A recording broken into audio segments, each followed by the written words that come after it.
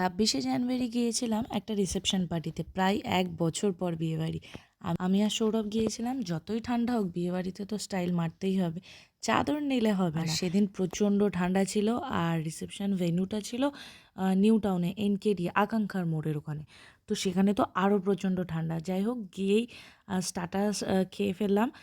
রেশমি কাবাব ছিল, chicken cheese ball ছিল। Starter খেয়ে তারপর মেন কোর্সে চলে গেলাম, যেহেতু লেট করা যাবে না। প্রথমেই ছিল কড়াইশুঁটির কচুরি, আলুর দম আর ফিশ ফ্রাই। যেহেতু সেদিন প্রচণ্ড ঠান্ডা ছিল, খাওয়া দাওয়া করতে লেট করিনি, 10টার সময় খাওয়া দাওয়া স্টার্ট করে দিয়েছিলাম। তারপরে ছিল হচ্ছে plain rice, basmati pulao, mutton কষা, তারপরে কাতলা মাছের একটা আইটেম ছিল যেটা আমি খাইনি। আর তারপরে তো চাটনি পাঁপড় মিষ্টি সবই ছিল। লাস্টে পান খেয়ে চলে এলাম। চাটনি পাঁপড় মিষ্টি কোনোটাই আমি খাইনি, সৌরভ খেয়েছিল। ওখান থেকে জাস্ট একটু ট্রাই করেছিলাম। সন্দেশটা জাস্ট ফাটাফাটি ছিল।